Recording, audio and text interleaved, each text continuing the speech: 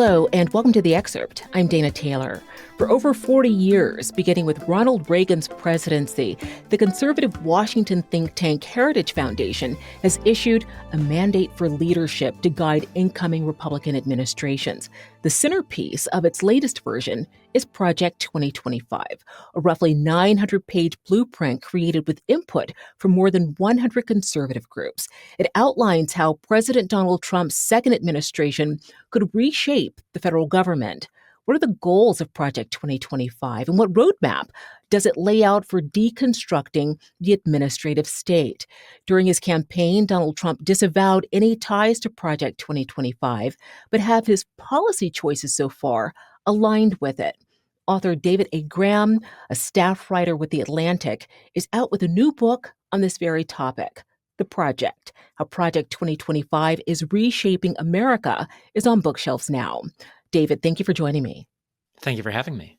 What can you tell us about the Heritage Foundation, and is what's proposed in this policy paper radically different from the traditional conservative push for limited government? Heritage is, as you suggested, a long-running think tank. So it was founded in the mid-1970s. And at the time, the founders believed that the Republican Party was too enthralled to a kind of Eisenhower republicanism, which was fiscally conservative but not socially conservative enough. And they wanted to do both of those things. And it's waxed and waned over the years. I think this Project 2025 was partly a bid to reclaim some influence in the movement by setting the agenda for the next Republican administration. I think if you look at the policies, some of them are, in fact, in line with a traditional Heritage Foundation approach. But I think what really sets this apart is the willingness to use government and use the power of government in ways that previous conservatives resisted. And in particular, that means empowering the executive branch and the president, which is something that a lot of conservatives have been wary of for really all of American history. There's a lot to unpack when looking at efforts to reduce the size of government. Does Project 2025 lay out specific goals, for example, the number of Americans who should work for the government or the elimination of certain agencies? Is there a clear vision here in terms of overall reduction? They have a few different avenues they pursue. So one of them is something that was called originally Schedule F at the end of the first Trump administration, which maybe people have heard of and has come back. And that's to convert 50,000 civil service appointments to political appointments. So that's one block. There are also plans to close, in particular, the Department of Education and to shrink some other departments of the government. And then the third big one is simply to reduce the number of civil servants, laying people off, firing them, slimming down. And that's something we've seen pursued in particular through Elon Musk's Doge at the beginning of the second Trump administration. What about a specific goal for capping government spending? Which areas are in the crosshairs in Project 2025? Across the board, there's potential cuts, and they advocate for balancing the budget. They don't really lay out a plan for that or particular numbers. They simply say they would be a good thing. And in fact, they don't talk about Medicare or Social Security, which would be important probably for balancing the budget without raising taxes, which they do resist. But in a lot of ways, they do want to cut spending. So they want to reduce the spending on education. They want to reduce spending on any number of programs. They want to cap spending on Medicaid. All of these things would cut the spending, but they don't put numbers on most of those things. Does Project 2025 address the risk of instability caused by rapidly shrinking the size of government? Is instability part of the goal here, more chaotic destruction than measured deconstruction? They don't. And in fact, there's an interesting conflict where in some places they want to use the power of the federal government to do things, to implement large programs. And at the same time, they want to cut it. And I don't think they really reckon with how that would work.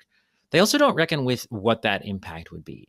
And in places they simply say, we think private industry would handle this better, or we think that nonprofit groups would handle this better, or faith-based groups.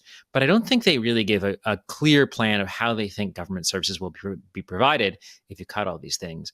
And it's particularly acute in the case, for example, of rural healthcare, which is something that is rural voters have overwhelmingly voted for Donald Trump and for conservative candidates in recent years. And they propose cutting these things, but they don't offer a real explanation of how they would provide any services to these people in their stead. You mentioned the Department of Government Efficiency, and I want to talk about the role that they play here, if any, and is what they're doing something that aligns with Project 2025, or does it go beyond? I think it both aligns and goes beyond. So when Project 2025 was convened in 2022, and when the Mandate for Leadership document was published in 2023, Elon Musk was not even really in the Trump camp yet.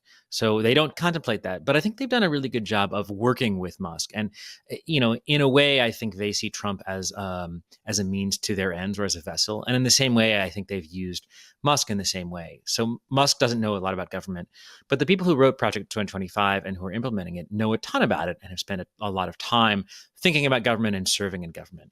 And so they've kind of pointed Trump in directions, or pointed Musk in directions, and to do the work that they wanted to do. Sometimes he does it a little bit more bluntly than they might have intended, and a little bit more like a bulldozer. But they seem to have found a good working relationship. There's now a deep focus on our three branches of government and how government functions overall. We saw a flurry of executive orders at the start of President Donald Trump's second term. How does Project 2025 align with the policies Donald Trump pushed through with those orders?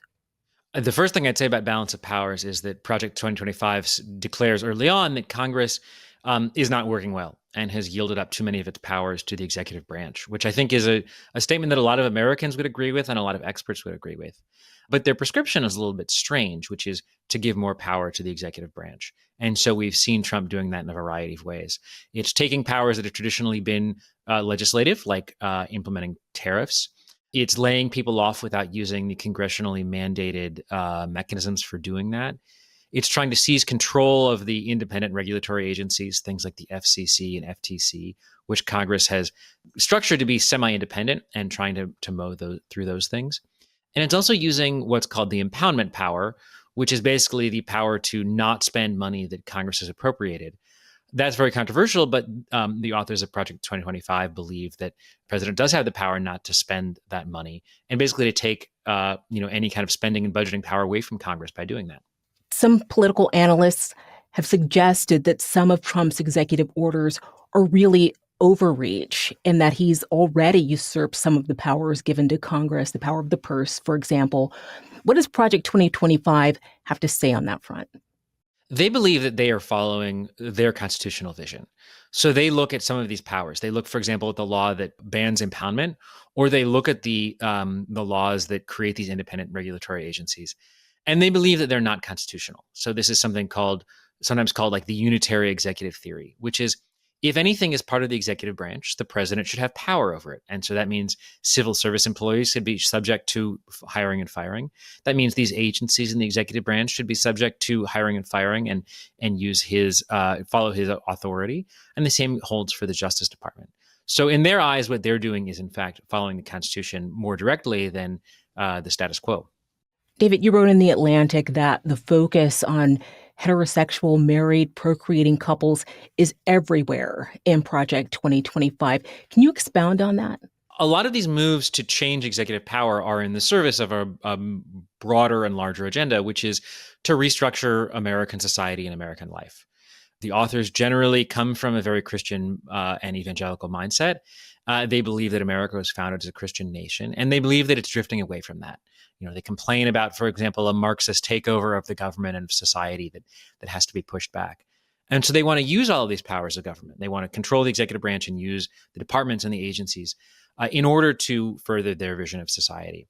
And that is this very traditional vision. They want men who are breadwinners. They want women at home with children, raising children. They want a very, traditional boys in blue and girls in pink sort of vision. They want to push trans people into the closet. They want to write them out of the very language of government, in fact, with policies. And we've seen Trump do that with executive orders. And they want Christianity to be a guiding force in a lot of government policy. So, for example, they want social welfare organizations to push a biblically based vision of the family and educate recipients in that vision. We've seen town hall meetings and other public protests where some voters have voiced their dissent of Trump administration policies. Is public dissent addressed in Project 2025, or is the focus more on internal dissent and the so-called deep state? Most of the focus is on internal dissent. But I think there's an implicit recognition that many of these things may be unpopular. And in fact, in the summer of 2024, the Heritage Foundation did some polling on Project 2025. And what it found is that when people knew about it, they didn't like it. It was polling in the mid-teens. which is quite bad. And so they say, we need to move quickly when we take office. We need to get a lot of things done in the first 100 days. We need to get a lot of things done in the first 2 years before the midterm elections, because they understand that once there is a chance for opposition parties or congressional Republicans or the courts or to step in, it will slow a lot of these things down. But they're playing a long game. I think what they want to do is move the baseline for what government looks like, so that when that public disapprobation comes, they're not going to be pushed back to where they were, but they're going to be starting from somewhere else. Staying with that, you read Project 2025 in its entirety. Given its size and scope, does it seem possible that it could be implemented in just 4 years? I don't think they could implement everything in here in 4 years. And some of these policies, I think they understand are not realistic. I mean, for example, they seek to eliminate the Federal Reserve and to replace the taxation system with a flat consumption tax. These are just such sweeping changes that they're unlikely to happen anytime soon, and they would require Congress to act. I think the most important thing for them is this shift in the executive branch. And then they have such a wide range of policies that they know they can get some of these things done and start moving the government in that direction, even if they don't get it all done in 4 years. And finally, David, what surprised you the most about Project 2025?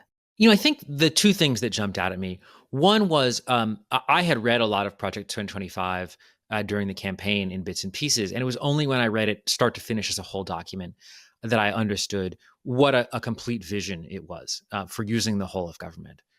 The other thing that struck out at me is where there are still cleavages in the conservative movement and in the MAGA movement, which I think are interesting. So, for example, you have a difference of opinion about tariffs, with one author arguing that tariffs are an important tool for taking on China.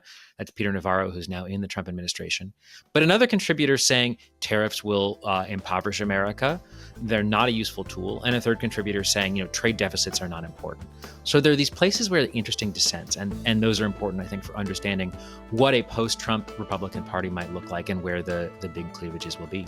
David, thank you so much for being on The Excerpt. Thank you for having me. Thanks for watching. I'm Dana Taylor. I'll see you next time.